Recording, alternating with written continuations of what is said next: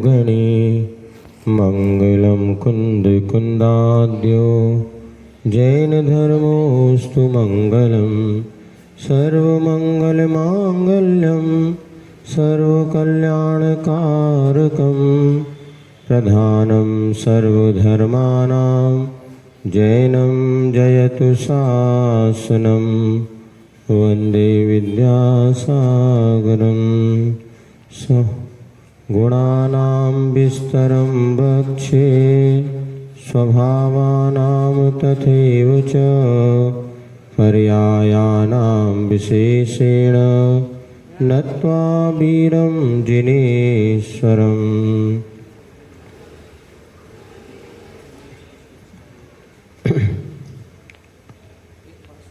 आला पद्धति ग्रंथ के स्वाध्याय करते हुए अभी हमने द्रव्य अधिकार, गुण अधिकार और पर्याय अधिकार की चर्चा आपके सामने रखी। गुण अधिकार में दो प्रकार के गुणों की चर्चा की और सामान्य और विशेष। सामान्य गुण कितने हो गए? 10 और विशेष गुण कितने हो गए? 16। सामान्य गुण वो होते हैं जो हमेशा द्रव्य के साथ रहते हैं और विशेष गुण वो होते हैं द्रव्य के साथ रहते हुए भी वह एक द्रव्य से दूसरे द्रव्य को पृथक करने में जो कारण बनते हैं, ऐसे लक्षण को भी गुण कहा जाता है। और इसके पश्चात आपके लिए पर्याय की चर्चा की है। तो पर्याय दो प्रकार की है। वैसे तो जो गुण और द्रव्य के विकार को पर्याय कहते हैं, या द्रव्य में जो परिवर्तन आता है, गुण में जो परिवर्तन है, जो परिवर्तनशील है, वो पर्याय कहलाती है। तो उत्पाद व्यय जो होता है वो पर्याय सापेक्ष माना जाता है। सो वो पर्याय अर्थ और व्यंजन के भेद से दो प्रकार की कही गई। अर्थ पर्याय वो है जो प्रत्येक समयवर्ती परिणमन का नाम है अर्थ पर्याय, और अनेक समयवर्ती जो स्थायित्व को प्राप्त होती वो व्यंजन पर्याय कहलाती है। तो सामान्य द्रव्य में जो शुद्ध द्रव्य है उनमें अर्थ पर्याय ही मुख्य रूप से मानी गई है, प्रति समय उत्पन्न और नष्ट होने वाले। किंतु जीव और पुद्गल जो कि कर्म रूप बंधन को प्राप्त होते हैं अथवा जो स्कंद आदि रूप में परिणमन होते हैं, और उनकी पर्याय जो है व्यंजन पर्याय के रूप में स्वीकार की गई, जो अनेक समयवर्ती होती है। तो स्वभाव अर्थ पर्याय में षड्गुणी हानि वृद्धि रूप पर्याय कही गई, जो अविभागी प्रतिच्छेद होते हैं प्रत्येक द्रव्य के, उस द्रव्य में अग्रु लघु गुण के माध्यम से जो प्रति समय परिणमन होता है वह स्वभाव अर्थ पर्याय माना है। इसके बाद जो है विभाव अर्थ पर्याय कर्म सापेक्ष जीव में जो एक समयवर्ती परिणमन है मिथ्यात आदि का, उसे विभाव अर्थ पर्याय लिया है। व्यंजन पर्याय भी अनेक प्रकार की होती है, स्वभाव और विभाव रूप भी है। तो जीव की व्यंजन पर्याय और पुद्गल की व्यंजन पर्याय, ऐसे व्यंजन पर्यायों के 8 सूत्रों के माध्यम से कल व्याख्यान किया गया था। सबसे पहले अपन समझे तो मति ज्ञान यह एक पर्याय है। पर्याय क्यों है? क्योंकि मति ज्ञान उत्पन्न हुआ है और मति ज्ञान नष्ट भी हो जाएगा। तो ये किस द्रव्य की पर्याय है? तो ये जीव की ही पर्याय है। फिर ये कौन सी स्वभाव है कि विभाव? तो विभाव है। क्यों है? क्योंकि कर्म सापेक्ष है। तो अर्थ है कि व्यंजन है, व्यंजन है। चूँकि अनेक समयवर्ती टिकने वाली पर्याय को हम यहाँ पर स्वीकार करते हैं, तो मति ज्ञान का पर्याय हो गई जीव की विभाव गुण व्यंजन पर्याय। और मनुष्य हूँ, मैं मनुष्य हूँ, ये मनुष्य क्या है? एक पर्याय है, किंतु ये गुण की पर्याय नहीं, ये द्रव्य का परिणमन है। मनुष्य आदि रूप जो द्रव्य का परिणमन है, तो जीव के विभाव द्रव्य व्यंजन पर्याय। अब केवल ज्ञान क्या है? केवल ज्ञान भी ज्ञान का परिणमन है, लेकिन कर्म के अभाव होने पर जो प्रकट हुआ है अब ये कभी नष्ट होने वाला नहीं है। तो इसको कहा स्वभाव गुण व्यंजन पर्याय। और सिद्ध भगवान के जो आत्म प्रदेशों का आकार है, अंतिम शरीर से किंचित न्यून जो परिणमन है, ये कहलाएगा स्वभाव द्रव्य व्यंजन पर्याय।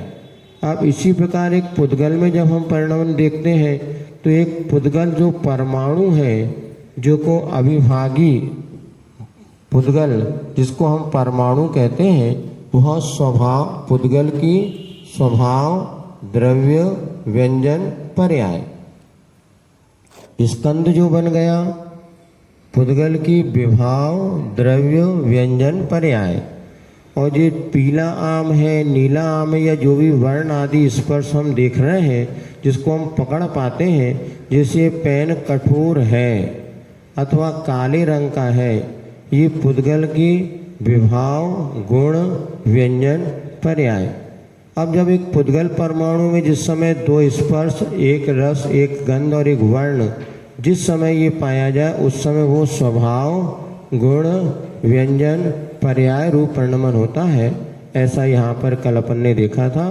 तो धर्मादि 4 द्रव्यों में तो स्वभाव अर्थ पर्याय है, किंतु जीव और पुद्गलों में व्यंजन पर्याय भी पाई जाती हैं। ऐसा यहाँ पर एक प्रसंग कल अपन ने देखा। हाँ देखिए, लेकिन उसको इसी प्रकार अभी आपने जब पर्याय अधिकार पढ़ेंगे तो उसमें ये आ गए कि वो पर्याय आर्थिक न्याय का विषय, तो उसमें 6 प्रकार की पर्याय अपने यहाँ बताई जाएगी। तो सुमेरु पर्वत है जैसे, ये अनादि नित्य पर्याय आर्थिक न्याय का विषय है। यद्यपि हमारी दृष्टिकोण से सुमेरु पर्वत कभी नष्ट नहीं होता, ना किसी ने इसको बनाया, किंतु फिर भी इसमें उत्पाद व्यय तो हो रहा है। तो नए जीव आ रहे हैं, पुराने जीव मर रहे हैं, अथवा जिसमें कुछ भी जो थोड़ा बहुत परिवर्तन हो रहा होगा, यद्यपि वो तो पूर्ण रूप से नष्ट कभी नहीं होगा, लेकिन फिर भी उसके परिणमन को स्वीकार करते हुए उसको अनादि नित्य पर्यायार्थिक न्याय का विषय बनाया। और जैसे मान ली केवल ज्ञान है, ये बाद में उत्पन्न हुआ और आगे अनंत काल तक रहेगा, इसको सादी नित्य पर्यायार्थिक न्याय का विषय बनाया। व्यवहार की दृष्टिकोण से बाहर से वो बाद में उत्पन्न हुआ, कभी नष्ट नहीं होगा, ये निश्चित है, किंतु इनमें भी जो उत्पाद व्यय हो रहा है उस अपेक्षा से वो पर्यायार्थिक न्याय का विषय बनेगा। क्योंकि कोई भी वस्तु ऐसी नहीं है जो द्रव्य और गुण से रहे किंतु उसमें पर्याय ना हो। क्योंकि द्रव्य गुण पर्याय व द्रव्यम, ये सूत्र आ रहा है आपको 27वें नंबर का सूत्र पढ़िएगा, गुण पर्याय व द्रव्यम। तो वो पहले भी कहा था, इसको और वही बात कर रहे हैं, गुण और पर्याय वाला द्रव्य होता है। कोई भी द्रव्य ऐसा नहीं है जिसमें गुण और पर्याय ना हो। तो जो उत्पन्न हुई वह भी पर्याय है, और आगे उसकी वह समझ, क्योंकि द्रव्य का विकार है, परिणमन है। तो इस प्रकार से यही कहा था। अभी अपन ने गुणों का विकार पढ़ा था। यहाँ पर पंचास्ति सर्वार्थ सिद्धि में एक गाथा आई है, उसको यहाँ दिया है, गुण यदि दब्ब विहाणम दब्ब विकारो ही पज्जवो भणिदो, अर्थात द्रव्य के विकार ही पर्याय कही जाती हैं, ऐसा समझना चाहिए। तो कोई भी द्रव्य गुण पर्यायों से रहित नहीं होता। उत्पाद व्यय ध्रुव युक्तम सत, ये भी पहले कहा था। अब इन सब का वर्णन करने के बाद मैं स्वभाव का भी कथन करूँगा, ऐसा आचार्य महाराज ने संकल्प प्रारंभिक में मंगलाचरण में बात कही थी। अब स्वभाव क्या है, स्वभाव कहो, धर्म कहो, गुण कहो, ये भी लगभग एकार्थवाची होते हुए भी इनमें कुछ विशेषता से यहाँ पर आपको अलग से कहा जा रहा है। क्योंकि जो गुण है वो तो स्वभाव हो सकते हैं, जो गुण है लक्षण है वो स्वभाव हो सकते हैं, किंतु जो स्वभाव है वे गुण हो कोई नियम नहीं है। स्वभाव वस्तु का स्वरूप है, उसकी पहचान का चिन्ह हो या वो हमेशा साथ रहे, ऐसा नहीं। स्वभाव यानी वस्तु का अपनापन स्वरूप। तो इसको इतना ही समझना कि गुण जो है स्वभाव हो सकते हैं, किंतु सभी स्वभाव गुण हो ऐसा नियम नहीं है। और तीसरी बात, गुण का भी स्वभाव होता है तो गुणी का भी स्वभाव होता है। गुण और गुणी दोनों का स्वभाव। गुण कहाँ पाए जाएंगे, तो गुणी में ही पाने जाएंगे गुण। हाँ, जैसे बता रहे हैं आपको, पहले ही समझ लो, गुण कहाँ पाए जाएंगे, गुणी में पाए जाएंगे। तो जैसे मान लीजिए जीव हो गया गुण, गुणी, और ज्ञान हो गया उसका गुण। ये अब दूसरा पहले जो आपको बताया था कि गुण स्वभाव हो सकते हैं, जैसे अस्थि एक गुण है, अस्तित्वम हमने पढ़ा था पहला गुण, तो अस्तित्व गुण है तो अस्थि स्वभाव भी है, अपने स्वरूप से को नहीं छोड़ने का नाम है अस्तित्व गुण है, तो स्वभाव भी है। और लेकिन जो नास्तित्व भी स्वभाव है, अस्थि और नास्ति स्वभाव जो रहेंगे एक दूसरे की विपरीतता को रह के, एक गुण द्रव्य में दो विपरीत स्वभाव रहते हैं, अस्थि भी है नास्ति भी है, नित्य भी है अनित्य भी है, एक भी है अनेक भी है। ये एक दूसरे के विपरीत होते, एक ही वस्तु में दोनों का अस्तित्व पाया जाता है। तो जैसे मान लीजिए अस्थि गुण तो है और स्वभाव भी है, किंतु नास्तित्व जो स्वभाव है किंतु जीव का गुण नहीं है। ये पैन है किंतु ये पैन पुरुष नहीं है, ये पैन का नास्ति स्वभाव की पुरुष रूप नहीं है, लेकिन अपने रूप में अस्थि स्वभाव है। तो इसमें अपने रूप में होना भी स्वभाव है, तो पर का रूप नहीं होना ये भी उसका एक स्वभाव है, किंतु पर का रूप नहीं है, ऐसा कोई गुण नहीं है। तो गुण जो है स्वभाव हो सकता है, किंतु स्वभाव गुण हो कोई नियम नहीं है। और गुण और गुणी दोनों का स्वभाव होता है। जीव का स्वभाव चेतन कह दिया, इधर जो उसके ज्ञान का स्वभाव जानना कह दिया, ऐसा। हाँ, जो अपन ने पढ़े अभी उसी की मुख्यता से लेके चले। वैसे तो गुण अनंत होते हैं, लेकिन यहाँ पर सामान्य से 10 गुण कहे गए, विशेष से 16 गुण कहे गए। तो एक एक आत्मा के अनंत गुण होते हैं। अब इन्हीं से आप वैसे पढ़ने में तो कुछ 47 शक्तियाँ वगैरह पढ़ते हैं अपन से, वो गुण मान लिए जाते हैं और फिर कहने के लिए अनंत आते हैं, लेकिन अपन पकड़ जो पाते हैं जितना इसमें ज्ञान आगम में मिलता उतने अपन पकड़ सकते हैं, इससे ज़्यादा भी हो सकते हैं। अस्तित्व गुण का अस्तित्व वस्तु द्रव्य प्रमेय, तो ये जो 10 बताए गए इतने ही गुण हैं नहीं, इससे और भी ज़्यादा गुण हो सकते हैं, होने में कोई बाधा हाँ नहीं। ये स्वभाव है किंतु ये गुण नहीं है, क्योंकि इसमें अभाव रूप से उसकी कथन किया गया है। तो स्वभाव कितने होते हैं? तो 21 स्वभाव आगम में आलाप पद्धति में कहे गए हैं, उनको हम समझने का प्रयास करते हैं। पहले 28वें नंबर का सूत्र का वाचन करते हैं। स्वभावः कथ्यन्ते, अस्ति स्वभावः नास्ति स्वभावः, नित्य स्वभावः अनित्य स्वभावः, एक स्वभावः अनेक स्वभावः,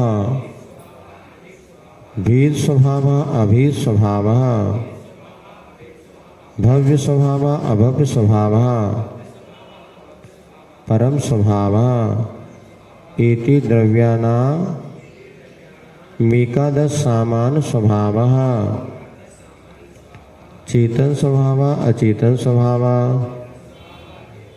मूर्त स्वभावः अमूर्त स्वभावः, एक प्रदेश स्वभावः अनेक प्रदेश स्वभावः, विभाव स्वभावः शुद्ध स्वभावः अशुद्ध स्वभावः, उपचरित स्वभावः, एते द्रव्याणाम 10 विशेष स्वभावः। ठीक, अब इसमें क्या है, सामान्य से तो 11 स्वभाव है और विशेष से 10 स्वभाव है। ठीक, तो कैसे बताते हैं, पहले अपन उसको उदाहरण से समझ लेते हैं, इसके बाद परिभाषा के अनुसार पढ़ेंगे तो और आपका क्लियर हो जाएगा। सबसे पहले का अस्ति स्वभाव और नास्ति स्वभाव। अस्ति माने है और नास्ति माने नहीं है। तो स्वद्रव्य क्षेत्र काल भाव के अनुसार जो है वही पर द्रव्य क्षेत्र काल भाव के अनुसार नहीं है। जैसे जीव रूप है या चेतन रूप है, लेकिन वो अचेतन रूप नहीं है। ये पेन है, पुस्तक नहीं है। तो पेन का अपने स्वभाव में बने रहना, अपने स्वभाव को नहीं छोड़ना, ये अस्ति स्वभाव है, किंतु पर रूप नहीं है तो नास्ति स्वभाव है। जैसे मैं जीव हूँ, मैं पुद्गल नहीं हूँ। तो अस्ति स्वभाव जब हम देखते हैं तो हमारी जो द्रव्य क्षेत्र काल भाव, इसको चतुष्टय कहते हैं, इस चतुष्टय की अपेक्षा मैं जीव हूँ, किंतु पुद्गल की अपेक्षा से मैं जीव नहीं हूँ। इसको अस्ति स्वभाव और नास्ति स्वभाव कहा है। तो होना भी और नहीं भी होना। अरे दो बात कैसे? आप एक बात कहिए कि आप है कि नहीं है। भैया मैं अपनी अपेक्षा से हूँ किंतु पर की अपेक्षा से मैं पर रूप नहीं हूँ, किंतु अपने आप में अपने स्वरूप तो हूँ। यदि ऐसा नहीं मानेंगे तो पर का अभाव होने से सब एक ही रूप हो जाएगा, भेद भिन्नता उसमें। ये पेन पेन है, ये पुस्तक नहीं है। तो नास्तिक स्वभाव होने से इसका स्वचतुष्टय सुरक्षित है। और अगर हम इसको नहीं, ये तो पेन है तो सब है रूप में, तो नहीं, पर रूप नहीं होना इसका नास्तिक स्वभाव है। और प्रायः जो है जैन दर्शन में पक्ष और विपक्ष दोनों से सहित ही वस्तु होती है, नित्य अनेक एक बने। तो यहाँ पे आपस में विपक्ष स्वभाव को लिए रहते हैं। तो इसके बाद दूसरा स्वभाव हो गया नास्तिक स्वभाव। तीसरा स्वभाव है नित्य, तो चौथा है अनित्य। जो नित्य है वही अनित्य भी है। नित्य स्वभाव की अपेक्षा से जब द्रव्य की अपेक्षा हम देखते हैं तो नित्य स्वभावी मैं था, हूँ और रहूँगा। मेरा कभी मरण नहीं, मेरा कभी अभाव नहीं। जो है दैवा सतो जन्म सतो न नासो। जो नहीं है उसका उत्पाद नहीं, जो नहीं है उसका उत्पाद नहीं, जो उत्पन्न है उसका कभी नाश नहीं होता। ये कौन? ये द्रव्य की अपेक्षा। जैसे दीपस्तमा पुद्गल भाव तोस्ती, कमरे में प्रकाश जल रहा था, आपने लाइट बंद कर दी तो क्या वहाँ पे रहने वाले पुद्गलों का अभाव हो गया? नहीं। अभी जो प्रकाश रूप में पुद्गल आपके सामने थे वो अंधकार रूप में स्थित है, लेकिन उनका अस्तित्व तो बना हुआ है। जो नहीं है उसका उत्पाद नहीं, जो है उसका अभाव नहीं। विज्ञान भी इस बात को मानता है कि इस धरती का, विश्व का एक कण भी नया नहीं बनाया जा सकता। ऊर्जा का कभी उत्पादन नहीं होता, ऊर्जा का परिवर्तन होता है। कन्वर्जेशन ऑफ लॉ करके ऐसा कुछ है कि भौतिक विज्ञान, हाँ, तो ऊर्जा का परिवर्तन होता है। गेहूं की ऊर्जा आपकी बॉडी की ऊर्जा में परिवर्तित हो गई, किंतु ऊर्जा का उत्पादन नहीं हुआ। तो नया कुछ भी दुनिया में नहीं है, जो कुछ सब है पुराना है, वो उसमें परिवर्तन हो रहा है। हाँ, उत्पाद भी पर्याय सापेक्ष है, किंतु उत्पन्न नया कोई वस्तु का उत्पादन कभी भी नहीं होता। तो जो है उसमें परिवर्तन मात्र किया जा सकता। एक कण भी दुनिया का नहीं बनाया जा सकता। 6 द्रव्य के द्रव्य 6 ही रहेंगे, तो ना उनमें, बस इसमें परिवर्तन हो सकता है। जैसे जहाँ पर आज अपन बैठे हैं, आज यहाँ मंदिर है, यहीं आप 20 साल 25 साल पहले आके देखे तो क्या होता? कचड़ा कुछ होगा, कैसी ज़मीन खूबड़ खावड़ पर। लेकिन जब वहाँ पर, अब यहीं पर और अपन 1000-2000 साल बाद यदि आए देखे तो पता चलेगा मंदिर किस रूप में है, बाद में पता चलेगा। तो ये सब परिवर्तन पर्यायगत है। द्रव्य तो था है और रहेगा। जैसे कि अधेरेपन का उत्पन्न होने के बाद भी उजालेपन का अभाव हो, तो पुद्गल का तो सद्भाव वहाँ बना हुआ है। तो वस्तु नित्य है, मेरा कभी मरण नहीं होता। कब? जब आपको मरने से डर लगने लगे, जब आपको संसार से, इसलिए अपने दोनों नित्य का भी चिंतन करना और अनित्यता का भी चिंतन करना। 12 भावना में सबसे पहले अनित्य भावना है कि सब कुछ नश्वर है। ओस बूंद जो गले धूप में बा अंजलि पानी, छिन छिन सौवन छीन होता है क्या समझे प्राणी। अरे भैया प्रति समय मरण हो रहा है। आवीची मरण जिसको हम कहते हैं, एक एक श्वास में घटे काट जो आरे सो कटता। जैसे आरे से एक लकड़ी कटती, एक एक श्वास में हमारा जीवन घट रहा है। तो अनित्य भावना का चिंतन करो। फिर यहाँ कहते नित्य भावना, मेरा कभी मरण है न में मृत्यु को तो अभी थे। महाराज को एक बात बताओ, आप दोनों जगह हमारे अभी कह रहे मेरा मरण ही नहीं होता, डर किस बात का? इधर कह रहे प्रतिशत। तो जब हमारी बुद्धि पंचेंद्रिय के विषय भोग की ओर जाने लगे और ये कर लो ये पर, तो कहना रे भैया सब नश्वर है, कहाँ तुम इसमें ज़्यादा उलझे हो। वैराग्य बढ़ाने के लिए सब भैया सब नश्वर है। जब नश्वरता का बोध रहेगा तो कभी भी दिमाग में तनाव नहीं है। अनित्य अनित्य में सब अनित्य है, क्षण भंगुर है। बौद्ध दर्शन क्या कहता? सब क्षण भंगुर है। इसलिए बताते हैं बौद्ध दर्शन को मानने वाले भी कई जगह जो है भूटान वगैरह में खूब अच्छी ज़िंदगी जीते हैं, खूब उम्र लंब दराज हो। क्यों? उन टेंशन लेते ही नहीं, बोले सब नष्ट होने वाला, काहे का टेंशन। और टेंशन जब स्थायी मानो, जब हर वस्तु नश्वर है तो इस विषय में ज़्यादा नहीं सोचना और ज़्यादा इसके विषय में राग द्वेष मोह नहीं करना। हाँ क्या, हाँ इसे नहीं देखो, कोई मत गलत नहीं है। या एव नित्य क्षणिक आदयो नया मितोनुपेक्षा सुपर प्राणिसा, यदि वो एक दूसरे को लेके चले तो सम्यक ही है। जब एक दूसरे की अपेक्षा छोड़ दें तो मिथ्यात्व में आता है। वस्तुतः हाँ वो नित्य और अनित्य दोनों को लेके चला, इसलिए हम सम्यक हैं। एक अकेला मात कहता अनित्य ही मानता है, लेकिन नहीं, हम कह रहे हैं वो हमारे लिए दोनों बातें सही है। जब विषय भोग की ओर दृष्टि जाने लगे तब अनित्य का चिंतन करो, सब कुछ नश्वर है, कहाँ इसमें तुम ज़्यादा पड़े हो। और जब भय लगने लगे मेरा क्या होगा पता नहीं, अरे भैया नमे मृत्यु को तो अभी तो मरण ही नहीं है। आत्मा थोड़ी ना मरती, मरने वाला शरीर है। जब शरीर को लेके आसक्ति का भाव उत्पन्न हो तो ये सोचो शरीर तो छूटेगा लेकिन मेरा कभी मरण नमे मृत्यु को तो भीतर, पहले पूज्यपाद स्वामी ने लिख दिया। तो ये सारी बातें जो है अनित्य नित्य स्वभाव किसकी अपेक्षा, द्रव्य की अपेक्षा हम देखते हैं तो वस्तु थी है और रहेगी। वो अनित्य स्वभाव भी है, उसी में विपक्षता विपरीत स्वभाव, तो वो अनित्यता पर्याय की अपेक्षा है। प्रति समय वस्तु नष्ट हो रही है। ये गलत है कि सही है? ये भी सही है, क्योंकि वस्तु में नित्य और अनित्य दोनों प्रकार के स्वभाव पाए जाते हैं। उसका अपनापन है। जैसे अपन पांच औपसमिक आदि पांच भाव स्वतत्व कहा है, तो वस्तु में ये उसका पन दोनों रूप से है कि नित्य भी है तो अनित्य भी है। उसका ये अपना ही पन है। स्वभाव कहने करते स्वस्व भावम, अपना भाव जो है उसका वह द्रव्यानाम स्वरूपाणि, द्रव्य का स्वरूप देखो, द्रव्य का स्वरूप द्रव्य अपेक्षा से भी हो, पर्याय अपेक्षा से उसका स्वरूप है। हाँ पर्याय भी उसका स्वरूप ही है ना, कि पर्याय से भिन्न द्रव्य तो है नहीं है, तो आप उसको स्वभाव नहीं मानेंगे। द्रव्य का स्वभाव नहीं तो फिर किसका स्वभाव है? तो पर्याय किसकी है? द्रव्य की है, और द्रव्य की पर्याय तो उस पर्याय वो भी स्वरूप में है, इसलिए आचार्यों ने इसको लिया। इसके बाद कहा एक स्वभाव और अनेक स्वभाव। एक स्वभाव अनेक स्वभाव कहने का तात्पर्य है आधार और आधेय की विवक्षा में आप एक हैं कि अनेक हैं? एक भी है और अनेक भी है। आपने कहा मैं एक हूँ, तो अखंडता की अपेक्षा आधार की अपेक्षा देखा तो आप एक हैं, किंतु शरीर में दो हाथ हैं, दो पैर हैं, दो आँखें हैं, दो कान हैं, नाक है, मुख है, विभिन्न अंगों की ओर देखते तो हम अनेक स्वभाव भी हैं।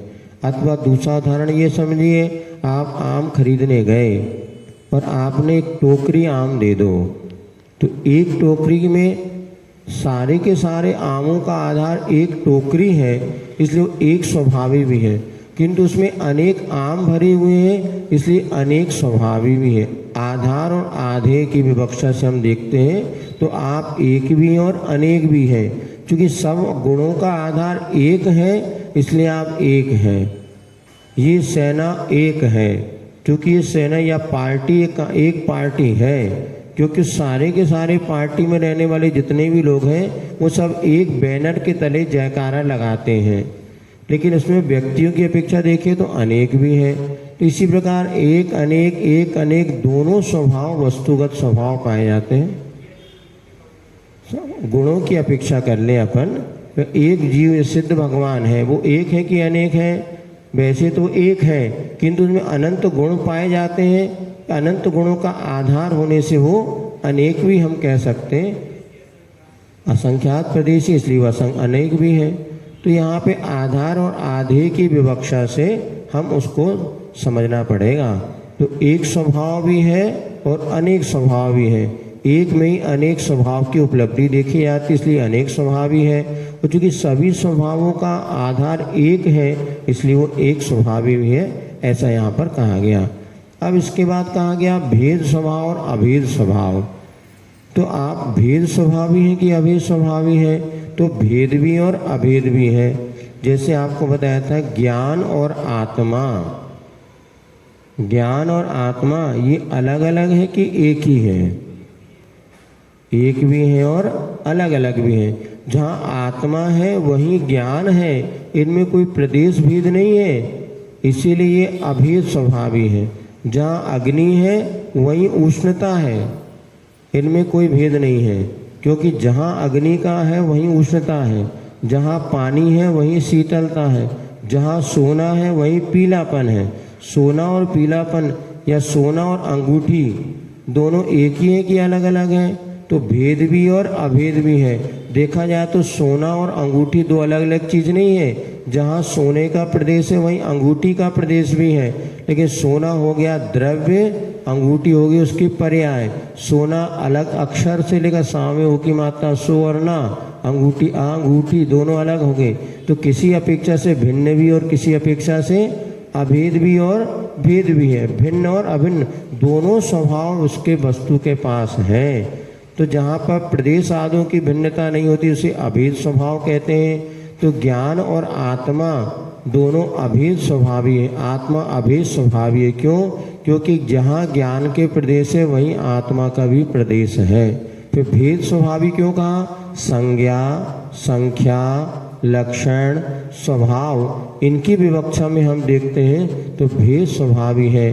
क्योंकि आत्मा एक है तो ज्ञान के 5 भेद कर दिए। संज्ञा नाम दोनों का अलग अलग है, संख्या अलग अलग है, इसी प्रकार उसमें स्वभाव अलग है।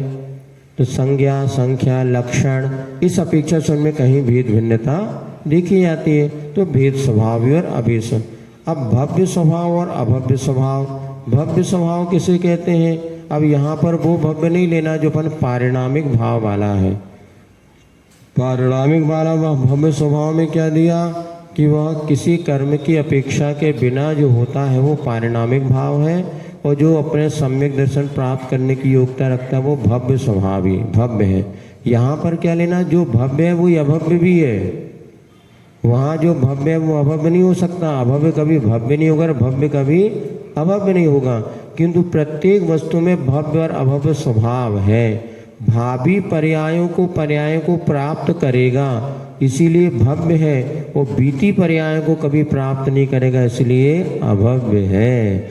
जैसे ये पेन है, जो पर्याय यह कल कौन सा वार था? शनिवार निकल गया और रविवार आया। अब ये रविवार में इस क्षण जो हम बैठे हैं, यदि 4:30 बजे हैं, इस समय जो है भव्य, क्योंकि 4:30 पौने 5 बजे तो अब आएंगे, अब 4:15 बजे नहीं आएगा। तो शनिवार नहीं आएगा, आएगा सोमवार आएगा। तो सोमवार की अपेक्षा भव्य स्वभावी है, किंतु शनिवार की अपेक्षा अभव्य स्वभावी है।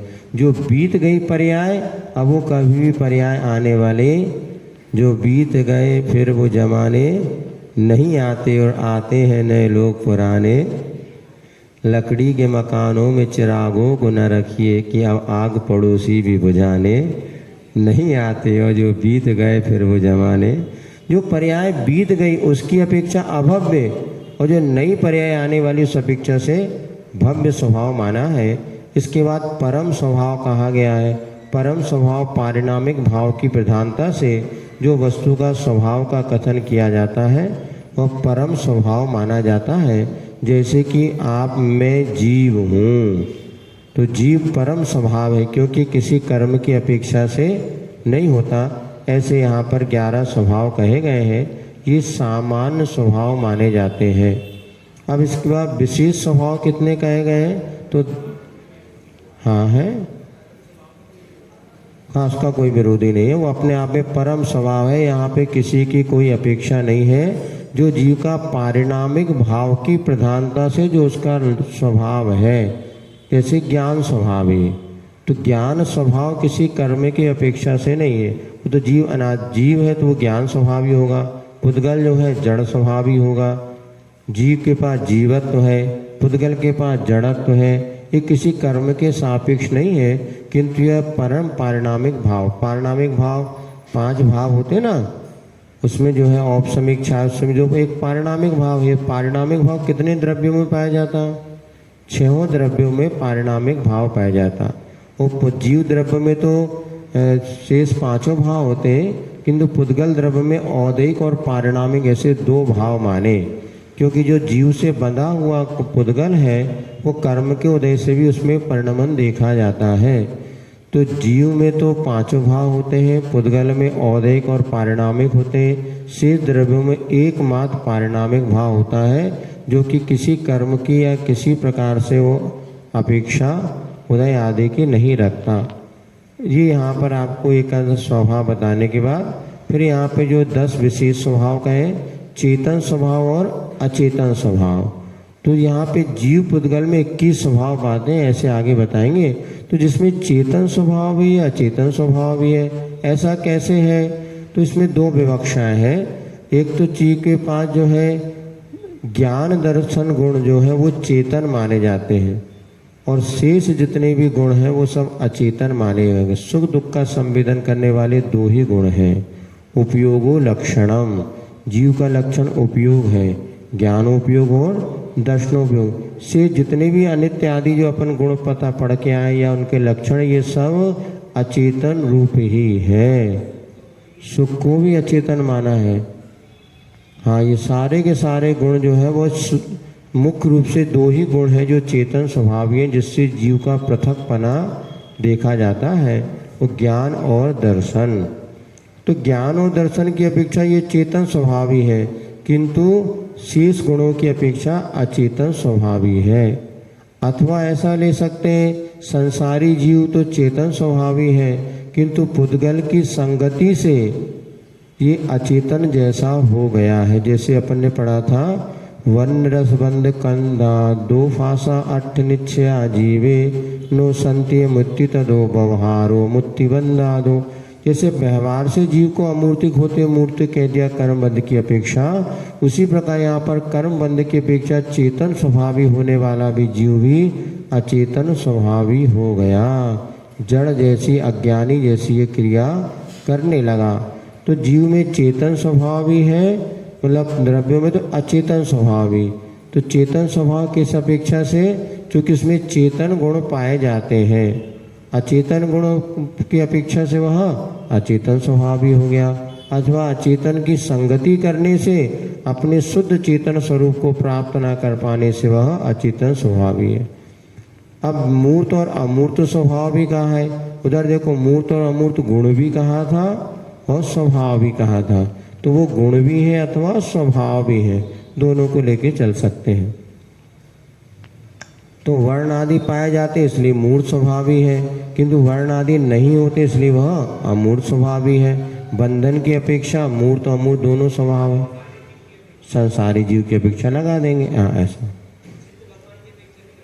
अब मूर्त अमूर्त का क्या कहते, चेतन अचेतन तो घटित हो जाएगा।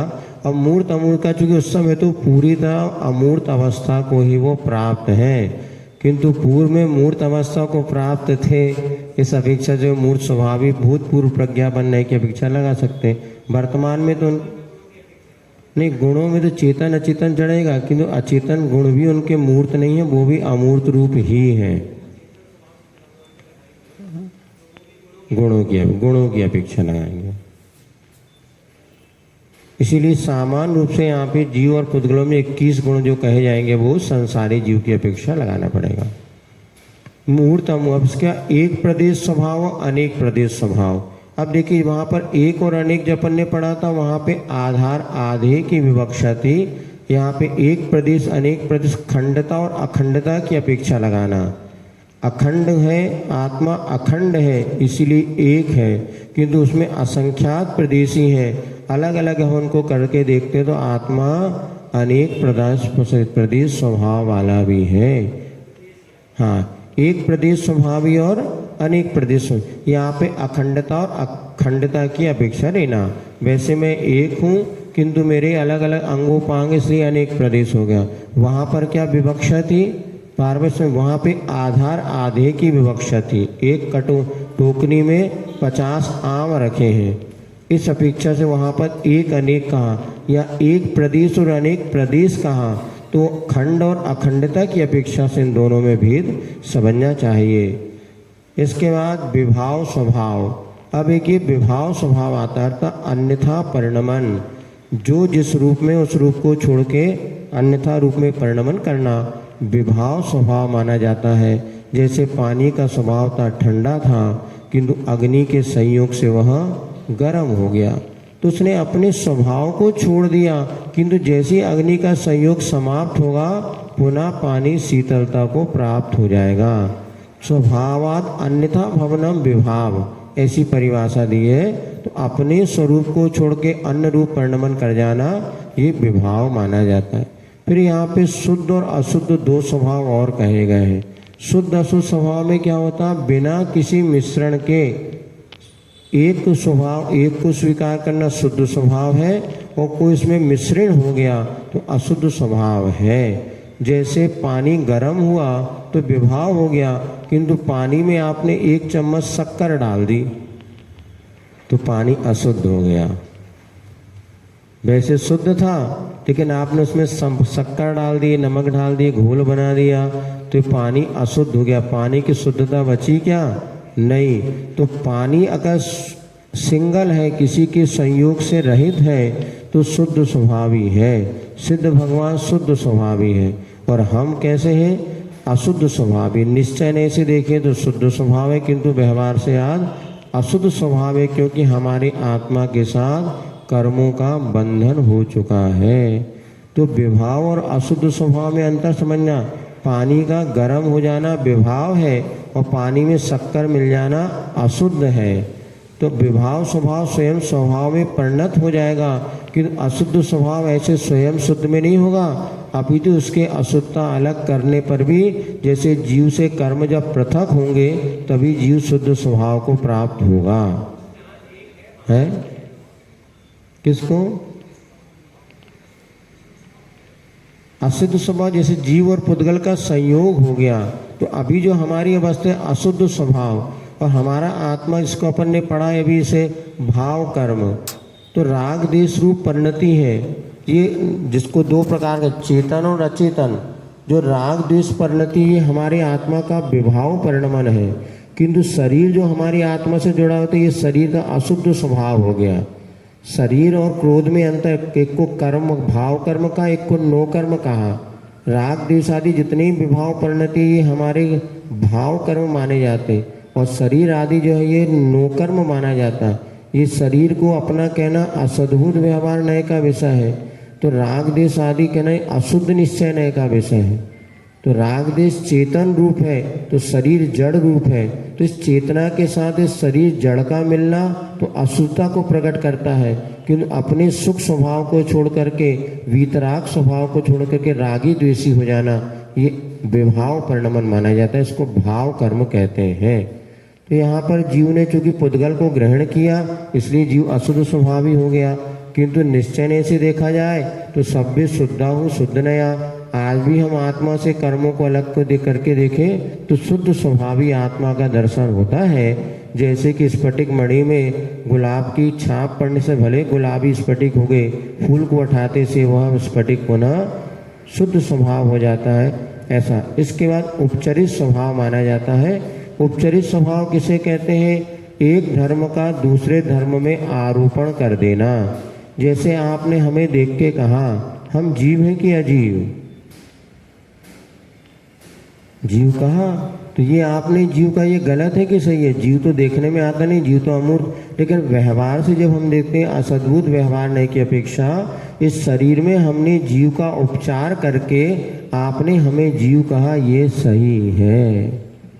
इसको कहते हैं उपचरित स्वभाव। उपचार करके उसको हमने मिट्टी का ढेला देखा था, इसको मिट्टी का ढेला मुनि महाराज अपने हाथ में लेकर के उसको नहीं मसलेंगे, या उसका चलना अलग चीज़ है, किंतु एक केंद्रीय आदि जीव का भी घात मेरे द्वारा ना हो, क्योंकि उन्होंने शरीर को जीव माना। समय सार आदि में यही सब प्रसंग आएगा कि वहाँ पर जो असद्भुत व्यवहार नहीं से ये जीव जो दिख रहा है शरीर, इसको ही हम जीव मान रहे हैं, अन्यथा हिंसा अहिंसा आदि कोई बात बचने वाली नहीं है। तो व्यवहार धर्म में जितना भी हमारा चलता है उपचरित व्यवहार से, उपचरित स्वभाव से ही चलता है। ऐसे द्रव्यों के 10 विशेष स्वभाव आपके सामने रखे गए। हाँ, आगे बतला रहे हैं आपको, वो पढ़ लीजिए, फिर कल अपन परिभाषा से पढ़ेंगे। पढ़िए पेज सूत्र नंबर 29। अभी तो 21 स्वभावों का सामान्य वर्णन किया, अब कल अपन परिभाषा सहित पढ़ेंगे। अभी किसमें कितने स्वभाव होते हैं और पढ़ लीजिएगा। जीव पुद्गलयो रेक विंशति। अब जीव और पुद्गल में तो 21 पूरे स्वभाव पाए जाते हैं। जीव और पुद्गल में भी चेतन स्वभाव है। कौन? जो आत्मा से जुड़ा हुआ है वो पुद्गल भी चेतन जैसा हो गया। एक बोतल लगाया तो हिलने लगा। कौन? पुद्गल की संगति से चेतन भी हिलने लगा। दवाई में तो क्या हो गया? ये अचेतन स्वभाव वाला आत्मा हो गया तो चेतन स्वभाव वाला ये पुद्गल हो गया। शरीर में भी परिवर्तन आया। ये इसलिए तो 21 स्वभाव दोनों में पाए जाते हैं। तो कैसे पाए जाते हैं? तो सामान्य रूप से तो जो संसारी में जो जीव संसार से बंधा हुआ है इसमें पूरे के पूरे 21 स्वभाव माने जाएंगे। अभी आपको बता दिया था पुद्गल में चेतन और अमूर्त स्वभाव भी है इस प्रकार से। तो यहाँ पे समाधान थोड़ा उन्होंने दिया है। जीव में अचेतन धर्म कैसे होता? तो अनंत गुण की अपेक्षा तो चेतन गुण तो चेतन है और बाकी गुण चेतन नहीं है। इस अपेक्षा से वह इस प्रकार से चेतन अचेतन दोनों धर्म हो गए। अब अगला प्रश्न ये है कि जीव और पुद्गल में तो आपने बता दिया, शेष द्रव्य में बताइए। तो 30वें नंबर का सूत्र आता है चेतन स्वभावः, मूर्त स्वभावः, विभाव स्वभावः, अशुद्ध स्वभावः, उपचरित स्वभावः, एतैर्विना धर्मादि त्रयाणाम षोडश स्वभावः सन्ति। अब यहाँ पे 5 स्वभाव अलग कर दो, क्योंकि धर्म अधर्म आकाश जो है इनमें चेतन स्वभाव नहीं होगा, मूर्त स्वभाव भी नहीं होगा, विभाव अशुद्ध भी नहीं होगा और उपचरित स्वभाव नहीं होगा। ऐसे 5 स्वभावों को छोड़ देते हैं तो धर्म अधर्म आकाश में 16 स्वभाव पाए जाते हैं। ठीक है ना? धर्म द्रव्य में चेतनता नहीं है, मूर्त बना नहीं है, विवाह होता नहीं, अशुद्ध रूप परिणमन होता नहीं और उपचार भी उसमें होता नहीं। तो शेष यहाँ पर 16 स्वभाव होते हैं। तो 16 स्वभाव कैसे होते हैं इसका चिंतन कर लो। नहीं होगा तो अपन और कर चर्चा करेंगे। फिर एक जो काल द्रव्य बता उसकी और बात बता दो, फिर कल हम पढ़ लिख के आएंगे तो फिर चर्चा करेंगे। तो बता देते तत्र बहुप्रदेशत्वं विना कालस्य 15 स्वभावः। अब यहाँ पर काल द्रव्य में बहुप्रदेश स्वभाव नहीं होता। क्यों नहीं होता? काल एक प्रदेशी ही है, इसलिए उसमें बहुप्रदेश स्वभाव नहीं पाया जाता। इस प्रकार से आपका स्वभाव अधिकार आज है। हाँ, तो जैसे पुद्गल आत्मा के साथ मिलकर के संसारी होता है, क्या धर्म द्रव्य आत्मा में मिलता है? जीव और पुद्गल नाचे यहाँ में कर्म उपाधि है। 2 ही नाचने वाले, बाकी कोई नहीं नाचता, सब निष्क्रिय है। सहायक होना अलग चीज, मिलजुल के रहना अलग चीज है। नहीं, जीव और पुद्गल जैसे मिले हैं, जैसे आप दिख रहे हैं, ये पुद्गल दिख रहा है, फिर भी कोई नहीं कहता कि आप पुद्गल हो। हाँ, दिखना जरूर है तभी तो बिकेगा। नहीं, जीव क्यों नहीं दिख रहा? आप हंस रहे हैं, बोल रहे हैं, इसका अर्थ आप में जीव है। भैया जी में जीव है कि नहीं है? तभी तो हंस रहे हैं। भैया चले जाता तो क्या? और पुद्गल है तो पुद्गल दिख रहा है, जीव नहीं दिख रहा। किंतु दू पई अरूप मिले अनादि, जो पय अरू पानी, ये दूध और पानी जैसे मिले वैसे धर्म द्रव्य और आत्मा नहीं मिला। और ये पुद्गल को तो अलग किया जा सकता है, लेकिन धर्म द्रव्य अगर मिल जाए तो उसको कभी अलग नहीं किया जा सकेगा। जीव और पुद्गल में ये अनादि काल से मिले, कभी इसे किसी ने इसको मिलाया नहीं है। किंतु धर्म और ये सब अलग 6 द्रव्य में धर्म धर्म आकाश एक में एक रहते हुए भी अपनी अपनी अलग अलग सत्ता को लिए। लेकिन जीव और पुद्गल में एक में एक ऐसे दूध और पानी के समान मिल गए हैं, जैसे लोहे में अग्नि प्रवेश कर जाती है और फिर उसको अलग कोई अस्तित्व बोध नहीं होता। किंतु धर्म अधर्म काश यद्यपि तीनों लोक में एक सुई के नोक बराबर भी स्थान नहीं है जहाँ पर ये 6 द्रव्य ना पाए जाते हों।